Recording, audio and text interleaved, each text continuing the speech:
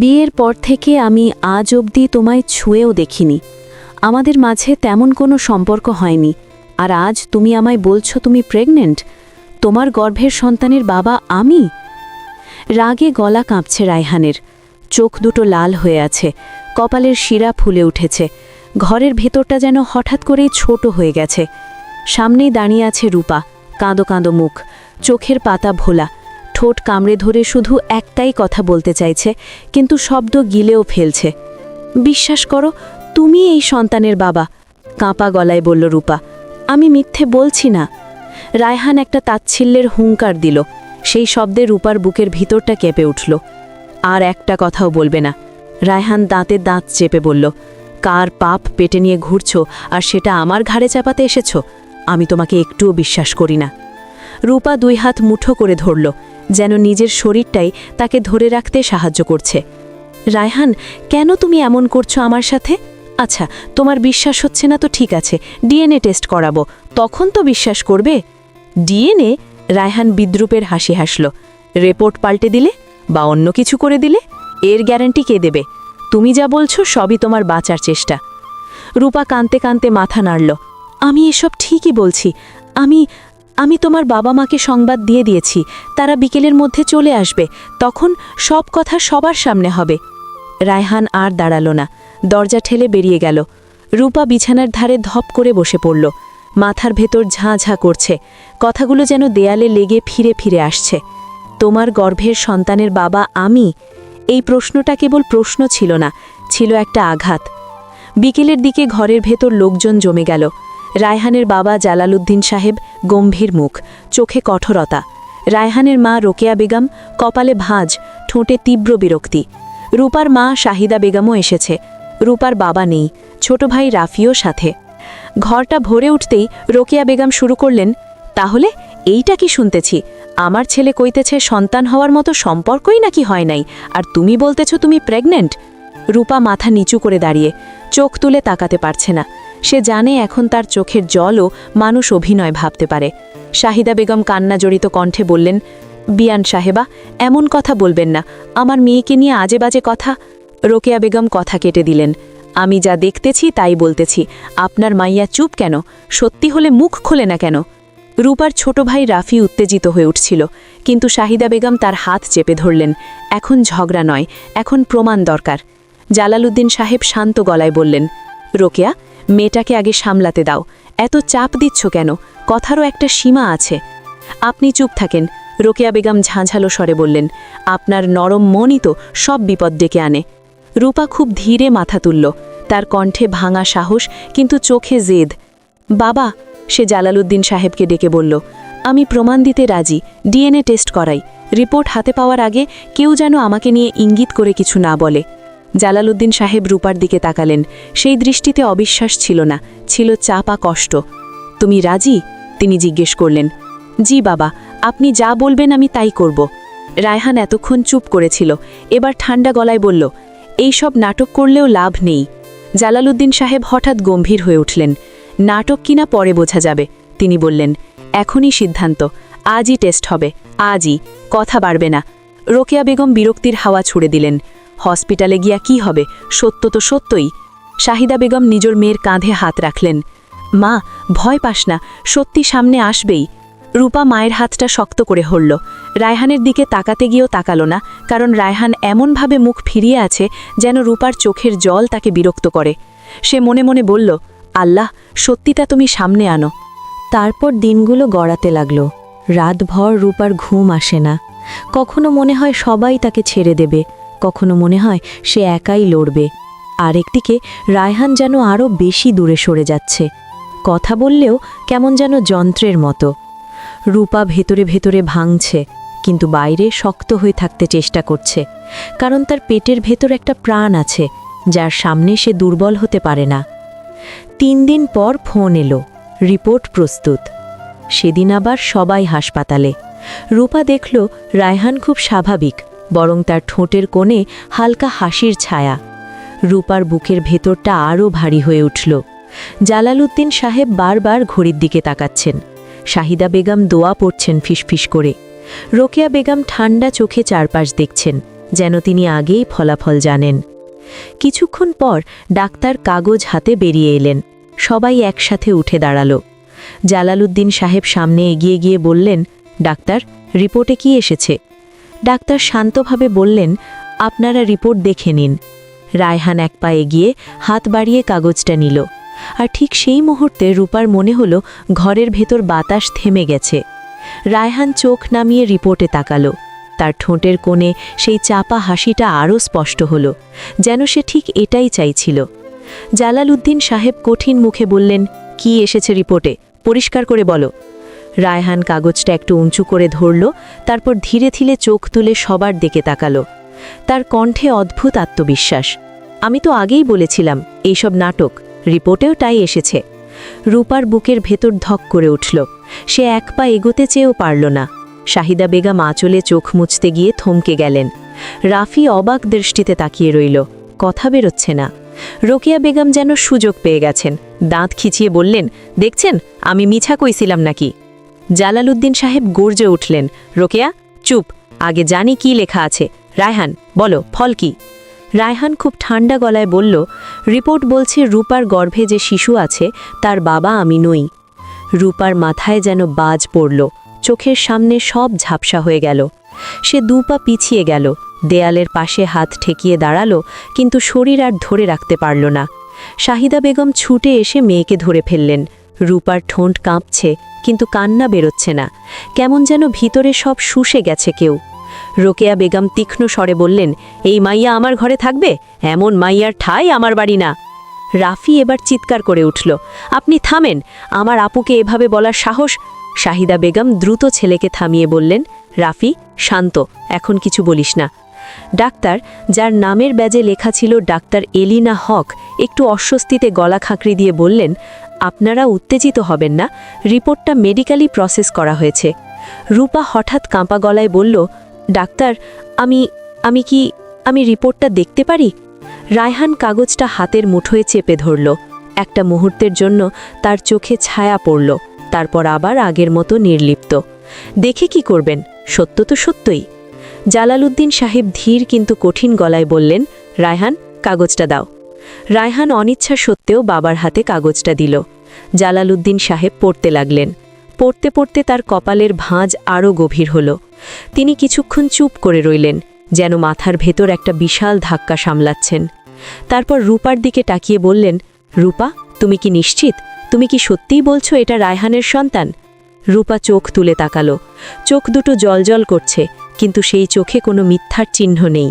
জি বাবা, সে ফিসফিস করে বলল, আমি নিশ্চিত। রোকেয়া বেগম তেড়ে উঠলেন, আবারও মিথ্যা? মিথ্যার ওপর মিথ্যা, চরিত্র ঠিক নাই বলেই তো। জালালউদ্দিন সাহেব এবার রোকেয়াকে এমনভাবে তাকালেন যে তিনি থেমে গেলেন। আমি কাউকে দোষারোপ করছি না, তিনি বললেন, কিন্তু আমি সিদ্ধান্ত নিয়েছি এই বিষয়টা এমনভাবে শেষ হবে না। যতক্ষণ সত্যি নিশ্চিত না হচ্ছি ততক্ষণ কেউ কাউকে অপমান করবে না। রায়হান হালকা হাসল, বাবা, সত্য তো আপনার হাতেই, রিপোর্ট সামনে। জালালউদ্দিন সাহেব কিছু বললেন না, শুধু দীর্ঘশ্বাস ফেললেন। রূপা বুঝতে পারল এখন বাবার মনও দ্বিধায়। রিপোর্টের কাগজটা যেন এক গরম লোহার মতো, হাতে ধরে থাকাও কষ্ট। হাসপাতাল থেকে বেরিয়ে গাড়িতে ওঠার সময় রূপার মনে হচ্ছিল যেন সে একটা গভীর গর্তে পড়ে যাচ্ছে। বাইরের রাস্তায় মানুষ হাঁটছে, দোকান খোলা, আকাশে বিকেলের আলো, সব স্বাভাবিক, অথচ তার জীবনে যেন সব কিছু উল্টে গেছে। বাড়িতে ফিরেই রোকেয়া বেগম যেন আগুন হয়ে উঠলেন। দরজা পেরোনোর আগেই চিৎকার, এই ঘরে ঢুকবি না, এই ঘরে তোর কোনো জায়গা নাই, বের হয়ে যা। রূপা ঠোঁট কাঁপিয়ে বলল, আমি কোথায় যাব এই অবস্থায়? যেখানে পাপ করছিস সেখানে যা। রোকেয়া বেগম দাঁতে দাঁত চেপে বললেন, আমার ছেলের জীবন নষ্ট করবি আর আমার ঘরে থাকবি? শাহিদা বেগম এগিয়ে এসে বললেন, বিয়ান সাহেবা, মেয়েটা গর্ভবতী, এতটা নিষ্ঠুর হবেন না। নিষ্ঠুর? রোকেয়া বেগম তাচ্ছিল্য করলেন, আপনার মেয়ের কাজ নিষ্ঠুরতা না? রূপা চোখ নামিয়ে ফিসফিস করে বলল, আমি কোনো ভুল করিনি। রায়হান পাশ থেকে ঠান্ডা গলায় বলল, ভুল করনি? তাহলে রিপোর্ট কি বলল? রূপা আর সহ্য করতে পারল না, ছুটে গেল জালালউদ্দিন সাহেবের দিকে। বাবা, আপনি অন্তত বিশ্বাস করুন, আমি এমন কিছু করিনি, আমাকে বাড়ি থেকে বের করে দেবেন না। জালালউদ্দিন সাহেব তাকিয়ে রইলেন, তার চোখে কষ্ট, কিন্তু মুখে কোনো সিদ্ধান্তের ঘোষণা নেই। সেই নীরবতা রূপার বুককে আরও ভারী করে দিল। রূপা কাতর গলায় বলল, বাবা আপনি চুপ কেন? আপনিও কি বিশ্বাস করেন আমি? রায়হান হঠাৎ কেটে উঠল, ডাক্তার তো মিথ্যে বলবে না বাবা, রিপোর্টে তো লেখা আছে। রূপা এক মুহূর্ত স্থির হয়ে গেল, তারপর তার চোখের ভেতর কিছু একটা বদলে গেল। ভয় থেকে যেন ধীরে ধীরে একটা তীক্ষ্ণ জেদ উঠে এলো। সে খুব শান্ত গলায় বলল, ঠিক আছে, আমি এই বাড়ি ছেড়ে চলে যাব। শাহিদা বেগম চমকে উঠলেন, মা কি বলছিস? তুই কোথায় যাবি? তোর শরীর? রূপা মায়ের হাত ধরল, মা আমি ঠিক আছি, কিন্তু যাওয়ার আগে রায়হানের সাথে আমার কিছু ব্যক্তিগত কথা আছে। রোকেয়া বেগম অবাক হয়ে বললেন, ব্যক্তিগত কথা? আমার ছেলের লগে তোর আবার কি কথা? রূপা শান্তভাবে বলল, আপনার সামনে বলার মতো না, আমি শুধু ওর সাথে 2 মিনিট কথা বলবো। রোকেয়া বেগম আবার কিছু বলতে যাচ্ছিলেন, কিন্তু জালালউদ্দিন সাহেব এবার থামিয়ে দিলেন। রোকেয়া থামো, ও কথা বলতে চায় বলুক। রায়হান, ওকে ঘরে নিয়ে যাও। রায়হানের মুখে বিরক্তি ফুটে উঠল, তবুও বাবার কথা এসে মাথা নাড়ল। চলো, সে বলল। রূপা ধীরে ধীরে তার পেছনে গেল, ঘরে ঢুকে দরজা বন্ধ করল। দরজা বন্ধ হওয়ার শব্দটা যেন এক ধরনের ঘোষণা, বাইরের পৃথিবীকে সাময়িক বন্ধ করে ভেতরে সত্য মিথ্যার মুখোমুখি দাঁড় করানো। রায়হান কুঁচকে বলল, দরজা বন্ধ করলে কেন? কি বলতে চাও? রূপা খুব ধীরে তার দিকে ফিরল, চোখে জল নেই, কিন্তু চোখের দৃষ্টি ধারালো। কারণ আমি এখন যা বলবো সেটা যদি বাইরে কেউ শুনে ফেলে, তাহলে তোমার মুখ লুকানোর জায়গা থাকবে না রায়হান। রায়হান একটু থমকে গেল, তারপর তাচ্ছিল্য করে বলল, তুমি আবার কি নতুন নাটক শুরু করছো? রূপা একটা দীর্ঘ শ্বাস নিল। একটা প্রশ্নের উত্তর দাও, আমার গর্ভে যে সন্তান, তার বাবাকে রায়হান? রায়হান চোখ সরিয়ে নিল। মুহূর্তের জন্য তার গলা শুকিয়ে গেল, তবুও সে নিজেকে সামলে বলল, আমি না, অন্য কারো। রূপা মুচকি হাসল, সে হাসিতে আনন্দ নেই, আছে কষ্ট আর ঘৃণা মেশানো তিক্ততা। আচ্ছা, সে বলল, আর একটা প্রশ্ন, হাসপাতালের করিডোরে রিপোর্ট আসার পর তুমি ফোনে কার সাথে কথা বলছিলে? রায়হানের মুখের রং এক ঝটকায় পাল্টে গেল। কি কি বলছো? আমি কার সাথে কথা বলেছি? রূপা এক পা এগিয়ে গেল। তুমি খুব ভালো করেই জানো, সে চাপা গলায় বলল। তুমি ভেবেছিলে আমি কিছুই বুঝব না, কিন্তু আমি বুঝেছি রায়হান। তোমার নিশ্চিন্ত মুখ থেকে আমার সন্দেহ হয়েছিল, মনে হয়েছিল তুমি আগে থেকেই জানো কি হবে, আর এখন নিশ্চিত হয়েছি এই রিপোর্টটা আসল রিপোর্ট না। রায়হান কাঁপা হাতে গলার কলার ছুঁয়ে ফেলল। প্রমাণ আছে? সে হঠাৎ রাগ দেখিয়ে বলল, তুমি যা খুশি বললেই হবে। রূপা খুব শান্তভাবে বলল, প্রমাণ সময় হলে দেখবে, কিন্তু এখন শোনো, তুমি যদি নিজের ভালো চাও, বাবার সম্পত্তি আর সম্মান চাও, তাহলে আমাকে এই বাড়ি থেকে বের করো না। আমি 3 মাস এখানে থাকব, 3 মাস পরে আমি নিজেই চলে যাব। রায়হান অবাক হয়ে তাকালো। তুমি কি বলছো? রূপা গম্ভীর স্বরে বলল, তুমি খুব ভালো করে জানো তোমার বাবা কেমন মানুষ। যদি তিনি জানতে পারেন তুমি কি করেছো, তোমার সব কিছু শেষ হবে। তোমার বিশেষ মানুষকেও তুমি পাবে না, আর বাবার সম্পত্তিও পাবে না। রায়হান কিছুক্ষণ চুপ করে রইল, তার চোখে আতঙ্ক আর হিসেবের ঝিলিক। তুমি আমাকে ব্ল্যাকমেল করছো? রূপা মাথা নাড়ল। না, আমি শুধু তোমাকে একটা সুযোগ দিচ্ছি নিজেকে সামলানোর, আর আমাকে একটা সুযোগ দিচ্ছি নিজেকে নির্দোষ প্রমাণ করার। রায়হান দীর্ঘক্ষণ তাকিয়ে রইল, তারপর খুব ধীরে বলল, ঠিক আছে, 3 মাস, কিন্তু 3 মাসের একদিনও বেশি না। রূপা মৃদু হাসল। চিন্তা করো না, সে বলল, 3 মাসই যথেষ্ট। রায়হান দরজা খুলে বেরিয়ে গেল। রূপা একা ঘরে দাঁড়িয়ে রইল, বুকের ভেতরটা আগুনের মতো জ্বলছে, কিন্তু মুখ শান্ত। সে জানে এই লড়াই এখন শুধু সম্মানের না, এটা সত্যকে সামনে আনার লড়াই। খাটের পাশে এসে সে ধীরে বসে পড়ল, হাতটা পেটের ওপর রাখল, খুব আস্তে বলল, ভয় পেও না, আমি তোমাকে বাঁচাবো, আর যারা আমাদের সাথে অন্যায় করেছে তাদের মুখোশ খুলবই। বাইরে ড্রয়িং রুমে রায়হান নেমে এসেছে।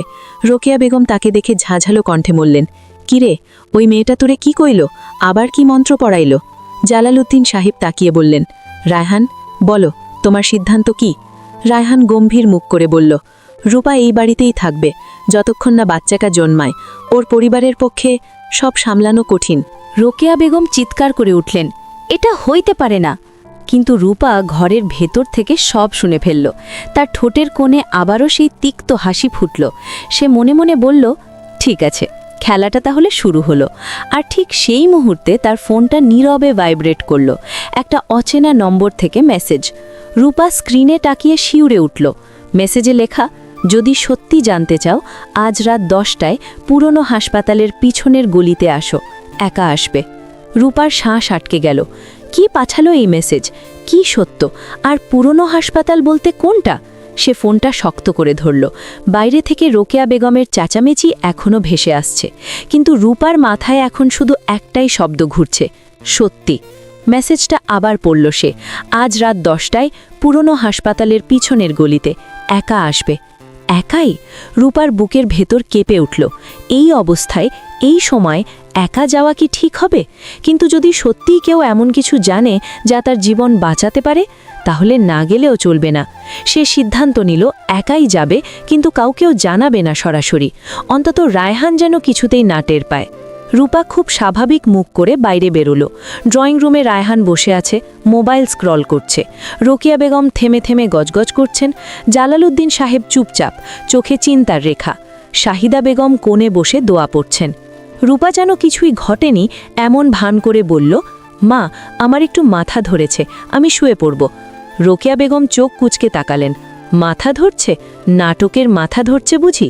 রূপা কোনো উত্তর দিল না। মাথা নিচু করে নিজের ঘরে ঢুকে দরজা লাগালো। দরজা লাগানোর পরই সে দ্রুত ফোন বের করে ছোট ভাই রাফিকে মেসেজ করল। রাফি, জরুরি, এখনই কল দে না। আধ ঘন্টা পরে স্কুলের সামনে আসবি, কাউকে বলবি না। পাঠিয়ে দিল মেসেজ। তারপর জানালার কাছে দাঁড়িয়ে অপেক্ষা করল। তার মনে হচ্ছিল আজ রাতটাই হয়তো তার জীবনের মোড় ঘুরিয়ে দেবে। আধ ঘন্টা পর সুযোগ বুঝে সে বেরিয়ে পড়ল। রায়হান তখন নিচতলায় বাবার সাথে কথা বলছে। রূপা নরম পায়ে সিঁড়ি দিয়ে নেমে সামনের গলিটা ধরে স্কুলের সামনে চলে গেল। যেই স্কুলটার কথা সে আগেও রাফিকে বলেছিল, যদি দরকার হয় এখানে দেখা করবে। স্কুলের সামনে একটা বেঞ্চে বসে রইল। মাথার ভেতর হাজারটা প্রশ্ন। কে মেসেজ পাঠালো? কেন পুরনো হাসপাতাল? আর কেন একা? কিছুক্ষণ পর রাফি দৌড়ে এলো, মুখে দুশ্চিন্তা, চোখে রাগ। আপু, কি হয়েছে? এমন করে ডাকলি কেন? রূপা তাকে বসতে ইশারা করল। শোন, শান্ত থাক, আমি যা বলবো ঠিক ঠিক শুনবি, আমার খুব দরকার তোকে। রাফি ফিসফিস করে বলল, ওরা তোকে খুব কষ্ট দিচ্ছে তাই না? আমি না। রূপা তাকে থামিয়ে দিল। এখন আবেগ না, আমাকে সাহায্য করতে হবে। আজ রাত 10টায় আমাকে একটা জায়গায় যেতে হবে। রাত 10টায়? কোথায়? রূপা ফোনটা বের করে মেসেজটা দেখালো। রাফি পড়ে চোখ বড় করল। এটা কে পাঠালো?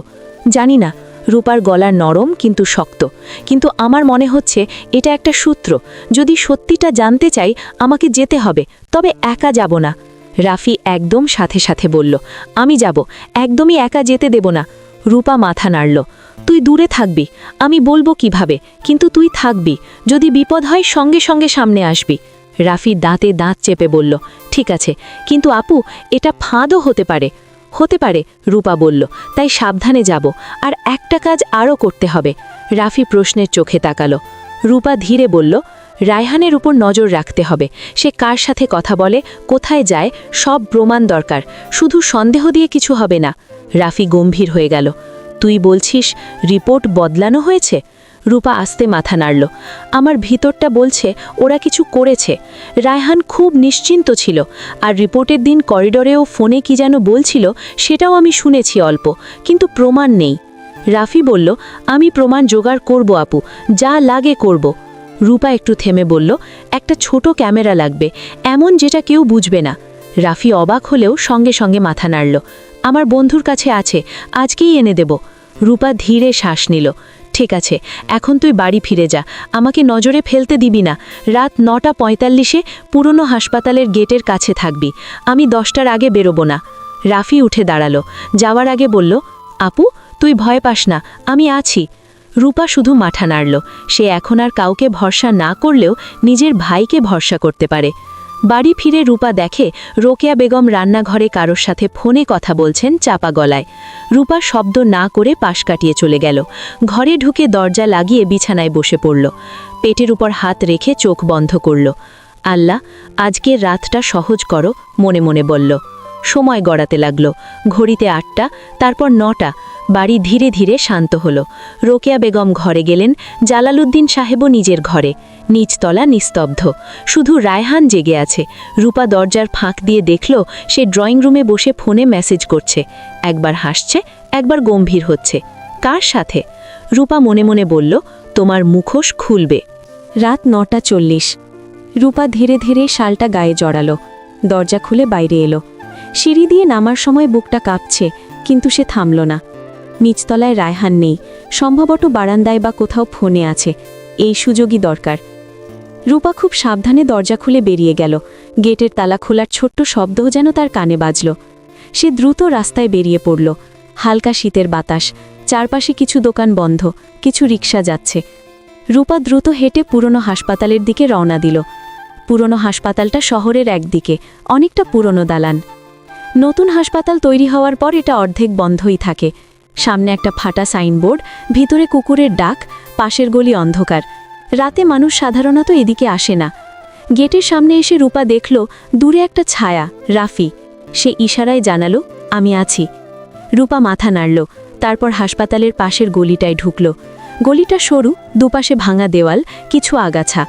গলির শেষ মাথায় একটা ম্লান স্ট্রিট লাইট জ্বলছে। আলো কম, কিন্তু অন্ধকারও না। ঠিক তখনই পিছন থেকে একটা কণ্ঠ ভেসে এলো, রূপা আপা। রূপা চমকে ঘুরে দাঁড়ালো। অন্ধকার থেকে একটা মেয়ে এগিয়ে এলো। বয়স খুব বেশি না, হয়তো 20-র কাছাকাছি। মাথায় ওড়না, মুখে টেনশন, হাত কাঁপছে। রূপা সতর্ক হয়ে বলল, তুমি কে? মেসেজ তুমি পাঠিয়েছ? মেয়েটা দ্রুত মাথা নাড়ল। জি, আমার নাম মিতু। আমি ওই হাসপাতালের ল্যাব সেকশনে অস্থায়ী কাজ করি, কিন্তু এখন আর করি না। আমি সত্যিটা জানি। রূপার গলা ভারী হয়ে এলো। কি সত্যি? মিতু চারপাশে তাকালো, যেন কেউ শুনছে কিনা। তারপর ফিসফিস করে বলল, আপা, আপনার ডিএনএ রিপোর্টটা প্রথমে অন্যরকম ছিল। রূপার বুক ধক করে উঠল। মানে? মিতু কাঁপা হাতে ব্যাগ থেকে একটা ভাঁজ করা কাগজ বের করল। আমি ল্যাবে ছিলাম আপা, সেদিন রিপোর্ট প্রিন্ট হয়েছিল। পরে একজন মহিলা এসেছিল, খুব স্মার্ট, দামি পারফিউম। ওর সাথে একজন লোকও ছিল। লোকটা মুখ ঢেকে রেখেছিল, কিন্তু আমি দূর থেকে দেখেছি ওই লোকটা আপনার স্বামী। রূপা যেন কথা হারিয়ে ফেলল। তুমি নিশ্চিত? জি, রূপা বলল। ওই মহিলা ল্যাবের এক সিনিয়রকে বলেছিল এটা বদলাতে হবে। তারপর ম্যাডাম, ডক্টর এলিনা হক, তিনি নিজে কাগজটা নিয়ে ভিতরে যান। পরে যখন বের হন, রিপোর্টটা আর আগের মতো ছিল না। রূপার মাথা ঘুরে গেল। ডক্টর এলিনা? কিন্তু উনি তো ডাক্তার। মিতু তাড়াতাড়ি বলল, আপা, আমি আপনাকে দোষারোপ করতে আসিনি। আমি শুধু সত্যি বলছি। আমি প্রতিবাদ করতে গিয়েছিলাম, পরদিনই আমার চাকরি কেটে দেয়।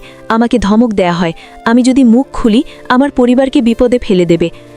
রূপা চুপচাপ কাগজটার দিকে তাকালো। কাগজটা পুরো রিপোর্ট না, কিছু অংশের ফটোকপি বা প্রিন্ট আউটের মতো। ওপরে ল্যাবের নাম, কিছু সিল, নিচে একটা লাইন, যেটা রূপার চোখে আগুন লাগিয়ে দিল। মিতু ফিসফিস করে বলল, এটা আমি চুরি করে রেখেছিলাম। পুরোটা নিতে পারিনি, কিন্তু এটা দেখলেই বোঝা যায় রিপোর্ট পাল্টানো হয়েছে। রূপার হাত কাঁপতে লাগল, তার চোখে পানি জমে উঠল, কিন্তু সে কাঁদল না। কণ্ঠ শক্ত করে বলল, তুমি এটা আমাকে কেন দিলে? তুমি তো ভয় পেতে পারো। মিতু চোখ নামিয়ে বলল, আপা, আমার বড় বোনের সাথেও একবার অন্যায় হয়েছিল, কেউ পাশে দাঁড়ায়নি। আমি চাই না আপনার সাথেও এমন হোক। আর আমি সত্যি বলতে, ওই মহিলা শুধু রিপোর্ট বদলায়নি, ওরা আরও কিছু প্ল্যান করছে। রূপা শিউরে উঠল। আর কি? মিতু কাঁপা গলায় বলল, আপা, আপনার স্বামী যে মেয়েটার সাথে আছে, সে এই হাসপাতালেরই, কিন্তু নামটা আমি নিশ্চিত না। সবাই বলে ইরা নামে কেউ আসে, ডাক্তারের সাথে বসে কথা বলে। আপনার রিপোর্টের দিন ওই ইরাও ছিল। রূপার বুকের ভেতরটা আরও শক্ত হয়ে গেল। ইরা? ঠিক তখনই দূরে একটা গাড়ির ব্রেকের শব্দ। গলির মুখে আলো পড়ল, কারোর গাড়ির হেডলাইট। মিতু আতঙ্কিত হয়ে বলল, আপা, কেউ আসছে। আমি এখান থেকে চলে যাচ্ছি। আপনাকে এটা দিয়েছি, কিন্তু সাবধান থাকবেন। আমি আর দেখা করতে পারবো না। একটু দাঁড়াও, রূপা বলতে গিয়েও থেমে গেল, কারণ হেডলাইটের আলো গলির ভিতর ঢুকছে। মিতু দৌড়ে পাশের অন্ধকার পথে পালিয়ে গেল। রূপা তৎক্ষণাৎ শালটা মুখের সামনে টেনে নিল। তার শরীর জমে গেল। কে আসছে? রাফি কি দেখছে? গাড়িটা গলির মুখে থামল। দরজা খুলে কেউ নামল। ভারী পায়ের শব্দ, তারপর পরিচিত একটা কণ্ঠ, যে কণ্ঠ শুনলেই রূপার গা শিউরে ওঠে। রূপা? রূপার বুকের ভেতরটা এক ঝটকায় ঠান্ডা হয়ে গেল। সে বুঝে গেল রায়হান তাকে অনুসরণ করেছে, কিন্তু কিভাবে? সে কি আগে থেকেই জানত? রায়হান এক ধাপ এগিয়ে আসতেই রূপা পিছিয়ে গেল। অন্ধকারে তার চোখ জ্বলছে, কণ্ঠে তীব্রতা। তুমি এখানে কি করছো? রূপা ঠোঁট চেপে ধরল। এখনই পালানো যাবে না, এখন সত্যিটাকে আরও শক্ত করে ধরতে হবে। সে ধীরে বলল, আমি বাতাস খেতে এসেছি। রায়হান হাসল, সেই হাসি ভয়ঙ্কর। বাতাস? রাত 10টায় পুরানো হাসপাতালের পেছনে বাতাস? সে এক পা এগিয়ে এসে বলল, তুমি আমাকে বোকা ভাবছ? রূপা মনে মনে রাফির কথা ভাবল। সে কি কাছে আছে? সে কি শুনছে? রায়হান আরও কাছে এসে ফিসফিস করে বলল, তুমি কার সাথে দেখা করছিলে রূপা? রূপা খুব শান্তভাবে বলল, যে কার সাথে দেখা করেছি সেটা নিয়ে তোমার এত ভয় কেন রায়হান? রায়হান থমকে গেল, চোখের ভেতর আতঙ্কের ঝলক। তারপর কড়া স্বরে বলল, চলো বাড়ি, এক্ষুনি। রূপা এক পা নড়ল না, হাতে কাগজটা শক্ত করে চেপে ধরেছে সে, তার কণ্ঠে চাপা আগুন। আমি বাড়ি যাব, তবে তোমার সাথে না। আগে বলো, তুমি কেন আমার পেছনে এসেছ? রায়হান দাঁতে দাঁত চেপে বলল, কারণ তুমি যা করছো সেটা ভালো না, তুমি নিজেকে আরও বিপদে ফেলছ। রূপা মৃদু হাসল, বিপদে তো তুমি পড়ছ রায়হান, আমি না। ঠিক তখনই গলির মুখে একটা ছায়া নড়ল। রাফি এগিয়ে আসছে, চোখে আগুন, হাতে মোবাইল, যেন রেকর্ড অন করে রেখেছে। রায়হান সেটা দেখেই এক ঝটকায় চমকে উঠল। রূপা তখন খুব নিচু গলায় বলল, এবার বলো রায়হান, তুমি আসলে কি লুকোচ্ছ? রায়হান কিছু বলার আগেই দূরে আবার একটা কণ্ঠ ভেসে এলো, মেয়েলি কণ্ঠ, চেনা হাসি। রায়হান, তুমি এখানে এত দেরি করছো কেন? রূপার চোখ স্থির হয়ে গেল। কার কণ্ঠ এটা? আর গলির আলোয় ধীরে ধীরে একজন নারী এগিয়ে আসছে, দামি পোশাক, উঁচু হিল, আত্মবিশ্বাসী ভঙ্গি। রূপার বুকের ভেতরটা কেঁপে উঠল। এ কি ইরা? গলির ম্লান আলোয় ধীরে ধীরে সেই নারীটা সামনে এগিয়ে এলো। উঁচু হিলের টকটক শব্দ, দামি পারফিউমের গন্ধ, চোখে আত্মবিশ্বাসের ঝিলিক। রূপার বুকের ভেতরটা কেঁপে উঠল। এই মুখটা সে আগে কোথাও দেখেছে। হ্যাঁ, হাসপাতালের করিডরে, রিপোর্টের দিন। ইরা? রূপা খুব ধীরে নামটা উচ্চারণ করল। নারীটা হালকা হাসল। হ্যাঁ, চিনতে পেরেছ তো? বেশ বুদ্ধিমতীই বলতে হবে। রায়হানের মুখ একেবারে ফ্যাকাশে হয়ে গেছে। সে স্পষ্টতই আশা করেনি এই মুখোমুখি হওয়া। রাফি দূরে দাঁড়িয়ে মোবাইল উঁচু করে রেখেছে, রেকর্ড চলছে। ইরা রায়হানের দিকে তাকিয়ে বিরক্তির স্বরে বলল, আমি বলেছিলাম না ওকে সাবধানে সামলাতে, তুমি তো বললে সব কন্ট্রোলে। রূপার মাথার ভেতর যেন সব টুকরো একসাথে জুড়ে গেল। সে ঠান্ডা গলায় বলল, সব পরিষ্কার হয়ে যাচ্ছে। রিপোর্ট বদলানো, ডাক্তারের সাথে যোগাযোগ, হঠাৎ এই নিশ্চিন্ত ভাব, সবই তোমাদের কাজ। ইরা তাচ্ছিলের হাসি হাসল। তুমি সত্যিই ভাবছ তুমি আমাদের কিছু করতে পারবে? তুমি জানো আমরা কারা? রূপা চোখ নামাল না। জানি না, কিন্তু আমি জানি তোমরা অন্যায় করেছ। রায়হান হঠাৎ তেড়ে এসে রাফির দিকে এগোলো। এই ছেলে এখানে কি করছে? ফোন নামাও। রাফি এক পা পিছিয়ে গেলেও কণ্ঠ শক্ত রাখল, এক কদমও এগোবেন না, সব রেকর্ড হচ্ছে। ইরা এবার একটু সিরিয়াস হলো। সে রায়হানের হাত চেপে ধরে বলল, থামো, এখন চেঁচামেচি করলে ঝামেলা বাড়বে। রূপা ধীরে কাগজটা বের করল, মিতু দেওয়া প্রিন্ট আউট। এই কাগজটা আমি বাবার হাতে দেব, তারপর পুরো রিপোর্টের তদন্ত হবে। তখন দেখা যাবে ডাক্তার এলিনা কিভাবে নিজের পেশা বিক্রি করেছেন। ইরা প্রথমবারের মতো একটু অস্বস্তিতে পড়ল। তোমার প্রমাণ অসম্পূর্ণ। অসম্পূর্ণ হতে পারে, কিন্তু তদন্ত শুরু করার জন্য যথেষ্ট। রায়হান হঠাৎ চিৎকার করে উঠল, তুমি এসব করলে আমার সব শেষ হয়ে যাবে। রূপা তার দিকে তাকালো, চোখে কান্না নেই, শুধু তীব্র ঘৃণা আর ক্লান্তি। আমার সব শেষ করে দেওয়ার সময় তুমি একবারও ভাবনি। ইরা গলা নরম করে বলল, রূপা, বাস্তবতা বোঝো। রায়হান তোমাকে কখনো ভালোবাসেনি, সে আমাকে ভালোবাসে। আমরা শুধু একসাথে হতে চেয়েছি। একসাথে হতে গিয়ে, রূপা ধীরে বলল, আমার সম্মান, আমার জীবন, আমার সন্তানের ভবিষ্যৎ নিয়ে খেলেছ। ইরা চুপ করে গেল। রাফি এগিয়ে এসে বলল, আপু চল, এখানে থাকাটা নিরাপদ না। রূপা মাথা নাড়ল, তারপর রায়হানের দিকে শেষবার তাকালো। তুমি ভেবেছিলে আমি চুপচাপ সব সহ্য করব, কিন্তু ভুল ভেবেছ। রায়হান হাত বাড়ালো। রূপা দাঁড়াও, আমি না, এখন আর তোমার কোনো কথা শোনার নেই। সে ঘুরে হাঁটা শুরু করল। রাফি তার পাশে। গলির অন্ধকার পেরিয়ে তারা রাস্তায় বেরিয়ে এলো। পিছনে রায়হান আর ইরা স্তব্ধ হয়ে দাঁড়িয়ে রইল। রাস্তায় এসে রূপা গভীর শ্বাস নিল। মনে হলো এতদিন পর সে ঠিকমতো নিঃশ্বাস নিচ্ছে। আপু, রাফি নিচু গলায় বলল, এখন কি করবে? রূপা আকাশের দিকে তাকালো। এখন বাবার কাছে যাব, সব বলবো, প্রমাণ দেব। আমি আর এক মুহূর্তও চুপ থাকব না। পরদিন সকালে বাড়িতে যেন ঝড় বয়ে গেল। রূপা জালাল উদ্দিন সাহেবের সামনে সব খুলে বলল, মিতুর কথা, রিপোর্ট বদলানোর ঘটনা, ইরার নাম, রেকর্ড করা অডিও ভিডিও। জালালউদ্দিন সাহেব একের পর এক প্রমাণ দেখলেন। তার মুখ কঠিন থেকে কঠিনতর হল। রোকেয়া বেগম প্রথমে বিশ্বাস করতে চাননি। সব সাজানো গল্প, তিনি চেঁচিয়ে উঠলেন। কিন্তু যখন ভিডিওতে ইরার কথা, রায়হানের স্বীকারোক্তির অংশ আর হাসপাতালের কাগজপত্র সামনে এলো, তিনি চুপ করে গেলেন। মুখে কোনো শব্দ নেই। জালালউদ্দিন সাহেব ধীরে উঠে দাঁড়ালেন। তার কণ্ঠ ভারী কিন্তু স্থির। রায়হান, তুমি শুধু তোমার স্ত্রীর সাথে নয়, আমার সাথেও বিশ্বাসঘাতকতা করেছ। রায়হান মাথা নিচু করে দাঁড়িয়ে। ইরা পাশে নেই, সে ভোরেই বাড়ি ছেড়ে গেছে। আমি ভুল করেছি, রায়হান ফিসফিস করে বলল। কিন্তু কিছু না। জালালউদ্দিন সাহেব থামিয়ে দিলেন। ভুলের পরিণতি আছে। রূপা শান্ত গলায় বলল, আমি এই বাড়িতে আর থাকব না, ডিভোর্স চাই। রোকেয়া বেগম হঠাৎ কেঁদে ফেললেন। আমার ছেলে সব নষ্ট করে দিল। জালালউদ্দিন সাহেব চোখ বন্ধ করলেন। তারপর বললেন, ডিভোর্স হবে। আর হাসপাতালের ব্যাপারটা আইন অনুযায়ী ব্যবস্থা নেওয়া হবে। রূপা মাথা নাড়ল। তার চোখে জল নেই, কিন্তু বুকের ভেতরটা ভারী। আমি শুধু চাই আমার সন্তানের পরিচয় নিয়ে আর কেউ প্রশ্ন না তোলে। জালালউদ্দিন সাহেব দৃঢ়ভাবে বললেন, তোমার সন্তানের দায়িত্ব আমি নেব। সমাজের সামনে সত্যটা আসবেই। রূপা গভীর শ্বাস নিল। সে জানে লড়াইটা এখনও শেষ হয়নি, কিন্তু আজ প্রথমবার মনে হলো সে একা নয়। বাইরে সকালবেলার আলো, নতুন দিনের শুরু। কিন্তু কোথাও এই শহরেই ইরা বসে আছে, চোখে প্রতিশোধের আগুন। সে ফোনে কাউকে বলছে, সব শেষ হয়নি, ওরা ভাবছে জিতে গেছে। রূপা সেটা জানে না। আর ঠিক সেই অজানা বিপদের দিকেই সে ধীরে ধীরে এগিয়ে যাচ্ছে। রূপা জানত না শান্ত সকালটা আসলে একটা অস্থায়ী বিরতি। ঝড় থামেনি, শুধু দম নিচ্ছে। পরদিন থেকেই বাড়িটা বদলে গেল। আগের সেই চিৎকার, অপমান, অবজ্ঞা সব যেন হঠাৎ চুপসে গেছে। রোকেয়া বেগম কারো সাথে চোখাচোখি করছেন না। রান্নাঘরে শব্দ কম, পায়ের আওয়াজ ধীর। রায়হান নিজের ঘরে বন্দি, দরজা বন্ধ। জালালউদ্দিন সাহেব সারা দিন ফোনে কথা বলছেন। আইনজীবী, হাসপাতাল কর্তৃপক্ষ, পুরনো পরিচিত মানুষজন। রূপা নিজের ঘরে বসে জানালার বাইরে তাকিয়ে থাকে। পেটির ওপর হাত রেখে মনে মনে বলে, আর একটু ধৈর্য ধরো, সব ঠিক হবে। কিন্তু ভেতরে ভেতরে সে টের পাচ্ছিল কিছু একটা অস্বাভাবিক।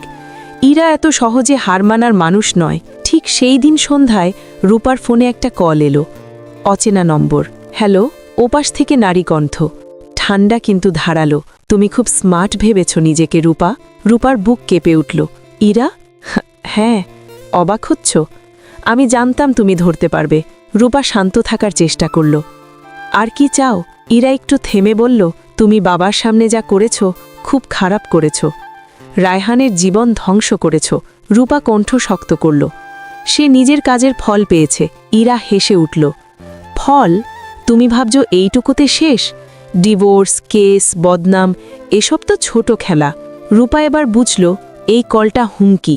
তুমি কি বলতে চাও? ইরার কণ্ঠ হঠাৎ ঠান্ডা হয়ে গেল। তোমার বাচ্চাটা নিয়ে খুব সাবধান থাকবে। রূপার হাত থেকে ফোনটা পড়ে যেতে যেতে বাঁচল। তুমি কি বলছো? যা শুনছ। ইরা বলল, দুনিয়ায় দুর্ঘটনা খুব স্বাভাবিক ব্যাপার, বিশেষ করে গর্ভবতী মেয়েদের ক্ষেত্রে। কল কেটে গেল। রূপা কয়েক সেকেন্ড নড়তে পারল না। বুকের ভিতরটা জমে বরফ হয়ে গেল। তারপর দ্রুত উঠে দরজা খুলে বাইরে গেল। বাবা! সে চিৎকার করে উঠল। জালালউদ্দিন সাহেব ছুটে এলেন। রূপার মুখ দেখে তিনি বুঝে গেলেন কিছু একটা হয়েছে। সব কথা শোনার পর তিনি রূপার কাঁধে হাত রাখলেন। ভয় পেও না, এখন থেকে তুমি একা নও।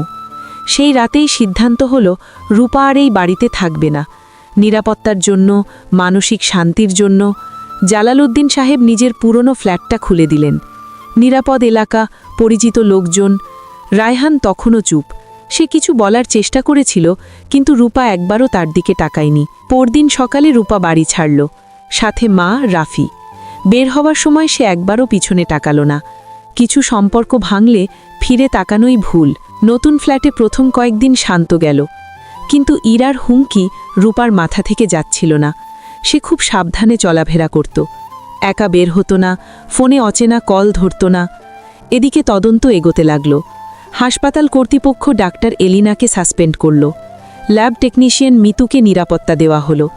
ধীরে ধীরে প্রমাণ জোরালো হতে লাগল। একদিন বিকেলে জালালউদ্দিন সাহেব ফোন পেলেন। ইরা দেশ ছাড়ার চেষ্টা করছে, ওপাশ থেকে জানানো হলো।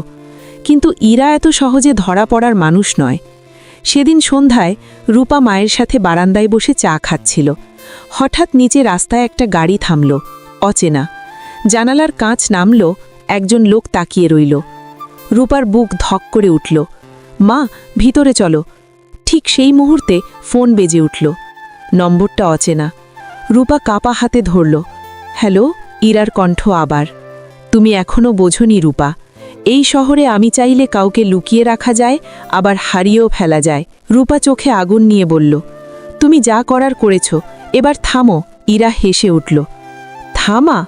না, তবে আজ না। কল কেটে গেল। ঠিক সেই মুহূর্তে নিচের গাড়িটা স্টার্ট নিয়ে চলে গেল। রূপা জানত এটা শেষ সতর্কবার্তা। পরদিনই জালালউদ্দিন সাহেব পুলিশ প্রোটেকশনের ব্যবস্থা করলেন। বিষয়টা আর গোপন থাকল না। কেস মিডিয়ায় গেল। রিপোর্ট বদলানোর ঘটনা, ডাক্তারের দুর্নীতি, ইরার নাম সব প্রকাশ পেল। চাপে পড়ে ইরা শেষমেশ ধরা পড়ল, দেশ ছাড়ার আগেই এয়ারপোর্টে। খবরটা যখন রূপা পেল, সে চুপচাপ বসে রইল। কোনো উল্লাস নেই, কোনো আনন্দ নেই, শুধু দীর্ঘ একটা শ্বাস। রাফি বলল, আপু, শেষ? রূপা ধীরে বলল, না, শেষ তখনই হবে যেদিন আমি আমার বাচ্চাকে নিরাপদে কোলে নেব। মাস কয়েক পর হাসপাতালের ডেলিভারি রুমের বাইরে জালালউদ্দিন সাহেব পায়চারি করছেন। শাহিদা বেগম কাঁপা হাতে তসবি পড়ছেন। রাফি দরজার দিকে তাকিয়ে আছে। ভেতর থেকে শিশুর কান্না ভেসে এলো, একটা নতুন প্রাণ। ডাক্তার বেরিয়ে এসে হাসলেন। মা আর মেয়ে দুজনেই সুস্থ। রূপার চোখ দিয়ে নিঃশব্দে জল গড়িয়ে পড়ল।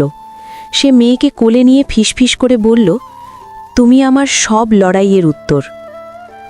খবরটা রায়হানের কাছেও পৌঁছেছিল। সে দূর থেকে জানতে চেয়েছিল দেখতে পারবে কিনা। রূপা না বলেছিল। কিছু অধিকার হারালে আর ফিরে পাওয়া যায় না। সময় গড়িয়ে গেল। রূপা নিজের মেয়েকে নিয়ে নতুন জীবন শুরু করল। কাজ, দায়িত্ব, আত্মসম্মান সব নতুনভাবে। আর পেছনে তাকায়নি। রায়হান একা হয়ে পড়েছিল। ইরা জেলে, বাবা মায়ের চোখে সে আর আগের মতো নয়। সে বুঝেছিল ভুলটা কত বড় ছিল, কিন্তু বুঝতে দেরি হয়ে গেছে। কিছু মানুষ সময় হারিয়ে শেখে, আর কিছু মানুষ সময়কে হারিয়ে যায়। সময় গড়াতে লাগল। রূপার জীবনে ধীরে ধীরে স্থিরতা আসছে, কিন্তু সেই স্থিরতার ভেতরেও একটা চাপা শূন্যতা ছিল, যে শূন্যতা জন্মায় বিশ্বাস ভাঙার পর। মেয়েটার নাম রাখা হলো নীরা। ছোট্ট মুখ, নরম নিঃশ্বাস আর চোখে এক অদ্ভুত শান্তি।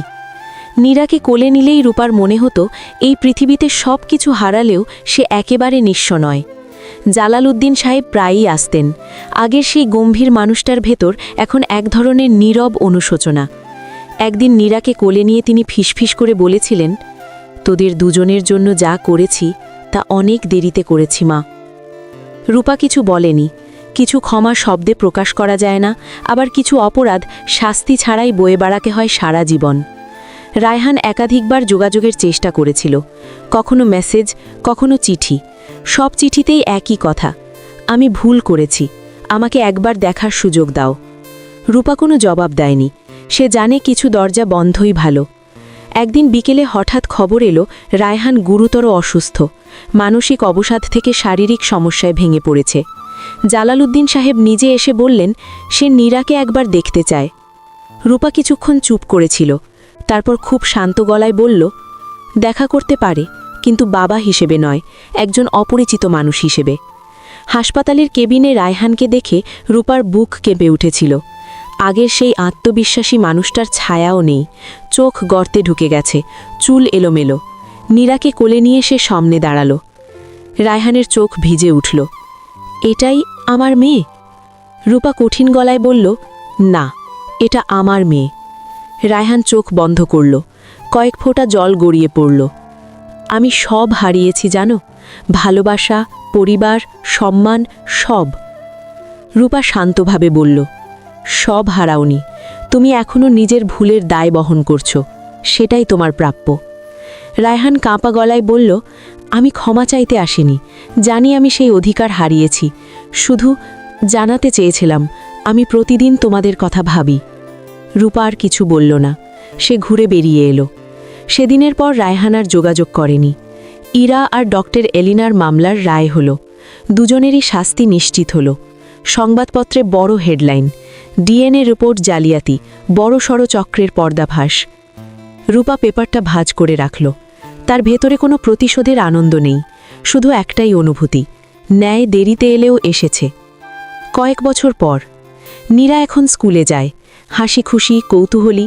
একদিন স্কুল থেকে ফিরে সে জিজ্ঞেস করল, আমার বাবা কোথায়? রূপা একটু থমকে গেল, তারপর নীরার চোখের দিকে তাকিয়ে বলল, তোমার বাবা তোমার জীবনে নেই, কিন্তু তুমি কখনো একা নও। নীরা একটু ভেবে বলল, তুমি তো আছো, মামা আছে, দাদু আছে। রূপা মুচকি হাসল, হ্যাঁ, আর এটাই পরিবার। রাতে নীরাকে ঘুম পাড়িয়ে রূপা জানালার পাশে দাঁড়ালো। শহরের আলো ঝলমল করছে। একসময় এই শহরটাই তাকে অপমান করেছে, ভেঙেছে। আজ সেই শহরেই সে মাথা উঁচু করে দাঁড়িয়ে। সে বুঝেছে, ভালোবাসা মানে শুধু কাউকে পাওয়া নয়, ভালোবাসা মানে নিজের মর্যাদা রক্ষা করা। আর ঠিক তখনই সে অনুভব করল তার লড়াই প্রায় শেষের পথে। কিন্তু গল্পটা এখনও পুরোপুরি শেষ হয়নি। রাতে ঘুম ভাঙলে রূপা মাঝে মাঝে জানালার পাশে এসে দাঁড়ায়। শহরের আলো দেখে তার মনে হয় এই আলো আধারির ভেতরেই তার জীবনের সব অধ্যায় লুকিয়ে আছে। কিছু আলো, কিছু অন্ধকার, কিছু দাগ যা কখনো মুছে যায় না। নীরা তখন ৮ বছরের মেয়ে, স্কুলে ভালো পড়ে, গান গাইতে ভালোবাসে। খুব সাধারণ জীবন, কিন্তু ভেতরে ভেতরে দৃঢ়। রূপা লক্ষ্য করে নীরার চোখে কখনো কখনো একটা প্রশ্ন ভাসে, যে প্রশ্ন সে পুরোপুরি করে জিজ্ঞেস করে না। সেদিন স্কুল থেকে ফেরার পর নীরা চুপচাপ ছিল। ব্যাগ নামিয়ে রূপার পাশে এসে বসে পড়ল। মা, খুব আস্তে বলল সে, আজ ক্লাসে একজন বলল সব বাচ্চার নাকি বাবা থাকে। রূপার বুকটা একটু কেঁপে উঠল। সে বুঝেছিল এই প্রশ্ন একদিন আসবেই। নীরা আবার বলল, আমি কি আলাদা? রূপা নীরার মুখটা 2 হাতে ধরে চোখের দিকে তাকালো। খুব শান্ত গলায় বলল, শোনো নীরা, পৃথিবীতে সব পরিবার একরকম হয় না। কেউ মা বাবা নিয়ে থাকে, কেউ শুধু মাকে নিয়ে, কেউ আবার অন্য কাউকে নিয়ে। আলাদা হওয়া মানে কম হওয়া না। নীরা একটু ভেবে বলল, কিন্তু আমার বাবা কি খারাপ মানুষ? এই প্রশ্নটাই সবচেয়ে কঠিন।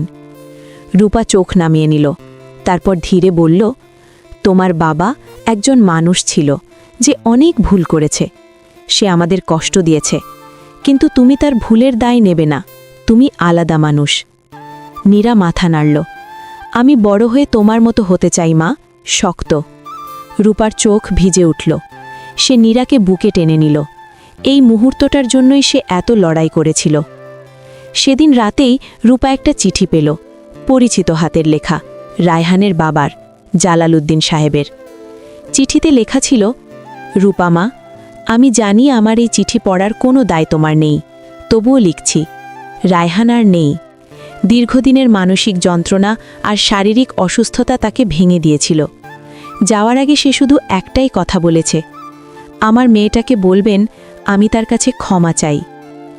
আমি জানি এই কথাগুলোর কোনো মূল্য নেই, তবুও জানাতে চাই আমি আমার জীবনের সবচেয়ে বড় ভুলটা বুঝতে পেরেছি অনেক দেরিতে। তোমার কাছে ক্ষমা চাওয়ার সাহস আমার নেই। শুধু এটুকু বলতে চাই, তুমি যা করেছ তা ঠিক ছিল। চিঠিটা পড়ে রূপা অনেকক্ষণ চুপ করে বসে রইল। তার ভেতরে কোনো আনন্দ নেই, কোনো দুঃখের উল্লাসও নেই, শুধু একটা ভারী অনুভূতি, একটা অধ্যায় সত্যিই শেষ হয়ে গেল। সে চিঠিটা ভাঁজ করে আলমারির ভেতর রেখে দিল। নীরাকে কিছু বলল না। কিছু সত্যি এখনই বলা দরকার হয় না। কয়েকদিন পর রূপা প্রথমবার রায়হানের কবরের সামনে দাঁড়াল। দূর থেকে, কাছে যায়নি, ফুল দেয়নি, শুধু একবার চোখ বন্ধ করে মনে মনে বলেছিল, তোমার ভুলের শাস্তি তুমি পেয়েছ, আমার জীবন আমি ফিরে পেয়েছি। তারপর সে ঘুরে চলে এসেছিল। সময় এগিয়ে যায়। রূপা এখন একটা ছোট নারী সহায়তা কেন্দ্র চালায়। সেখানে এমন অনেক মেয়ে আসে যাদের গল্পগুলো এক একটা রূপার গল্প। কেউ নির্যাতিত, কেউ প্রতারিত, কেউ সমাজের চোখে অপরাধী। রূপা কাউকে বড় বড় কথা বলে না, শুধু শোনে আর বলে, তুমি একা নাও। একদিন সেই কেন্দ্রে এক তরুণী এলো, গর্ভবতী, চোখে ভয়, কণ্ঠে কাঁপুনি, ঠিক যেন বহু বছর আগের রূপা। মেয়েটা ফিসফিস করে বলল, আপু, সবাই বলছে আমি মিথ্যে বলছি। রূপা তার হাত ধরল, দৃঢ় কণ্ঠে বলল, সত্য কখনো একা থাকে না, শুধু সময় লাগে। সেই মুহূর্তে রূপা বুঝল তার জীবনের কষ্ট বৃথা যায়নি। নীরা বড় হতে লাগল, কলেজে ভর্তি হল, আত্মবিশ্বাসী, স্পষ্টভাষী। একদিন রূপাপে বলল, মা, আমি আইন পড়তে চাই। রূপা হাসল। কেন? নীরা বলল, যাতে আর কোনো মেয়েকে একা লড়তে না হয়। রূপার চোখ জলে এসে গেল। সে জানে এই উত্তরই তার জীবনের সবচেয়ে বড় অর্জন। শেষবারের মতো এক সন্ধ্যায় মা মেয়ে বারান্দায় বসে চা খাচ্ছিল। আকাশে লালচে রোদ। নীরা হঠাৎ বলল, মা, তুমি কি কখনো আফসোস করো? রূপা একটু ভেবে বলল, না, কারণ যদি ওই কষ্ট না হতো তাহলে তুমি থাকতে না। নীরা হাসল। তাহলে কষ্টটা দরকার ছিল। রূপাও হাসল। জীবন সব প্রশ্নের উত্তর দেয় না, কিছু প্রশ্ন নিয়ে বাঁচতে শেখায়। রূপা শিখেছে ন্যায় সবসময় তৎক্ষণাৎ আসে না, কিন্তু আসে। ভালোবাসা মানে সহ্য করা নয়, ভালোবাসা মানে নিজেকে রক্ষা করা। আর সবচেয়ে বড় কথা, একজন নারী ভেঙে পড়লেও শেষ হয়ে যায় না, সে আবার দাঁড়ায়, আর দাঁড়িয়েই অন্যদের দাঁড়াতে শেখায়। গল্পটা এখানেই শেষ, কিন্তু রূপার পথ চলা চলতেই থাকে।